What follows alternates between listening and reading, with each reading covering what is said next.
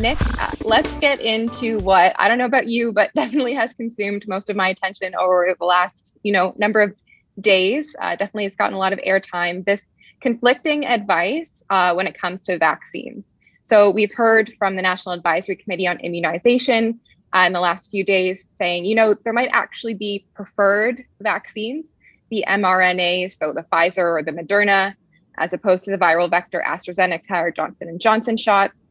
I will note, as someone who's covered this for a while, it wasn't the first time they've said this. It was just the first time a lot of ears got put on it, I think.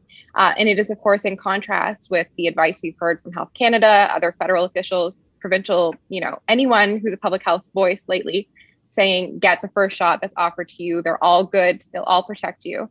I'm just wondering, this again, how many times have we talked about mixed messaging in this pandemic?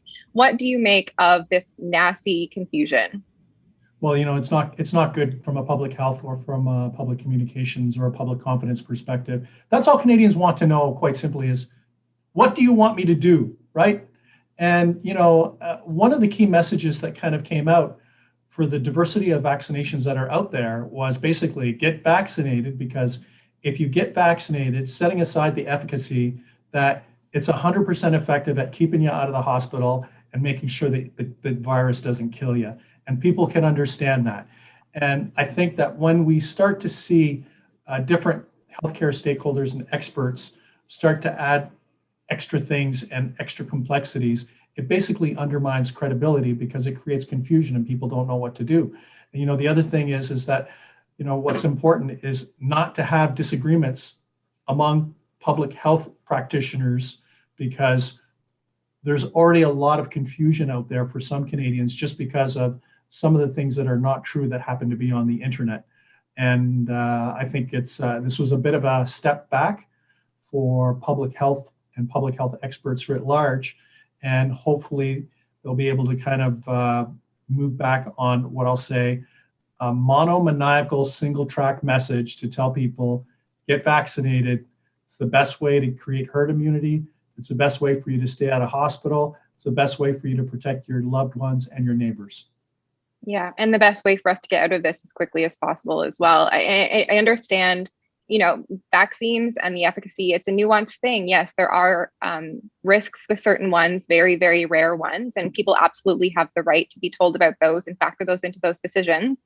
But I think the way that they phrased it in suggesting to wait, when realistically, the number of mRNA vaccines coming into this country, I don't think a lot of people will be waiting for those. We don't know when the next shipments of AZ and J&J are coming. So I think it's something we're going to have to keep watching. Of course, NACI has been highly influential in the past. They're the reason most provinces are doing a 4-month interval between doses, but it doesn't seem like some of their latest advice is getting taken. So a shift we'll have to watch as their vaccine rollout kind of continues.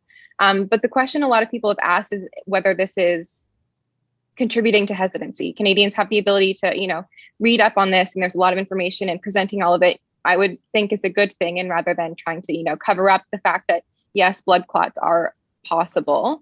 I'm just wondering, with more and more people now able to get vaccinated, Nick, where do you think people are when it comes to wanting to take that turn when it is theirs? Well, we've been very fortunate in Canada that it doesn't matter which survey that you look at. The vast majority of Canadians want to get a vaccination as soon as possible, and they don't really have strong feelings about whatever that vaccination is, because they just want to get their first jab.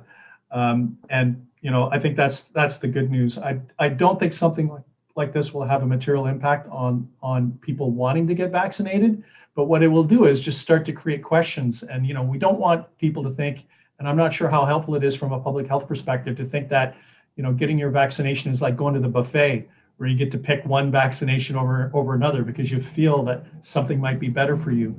The fact of the matter is that we have a public health system. It's there to serve everyone. It procures vaccinations as fast as possible for everyone. And the right vaccinations are kind of made available through different channels.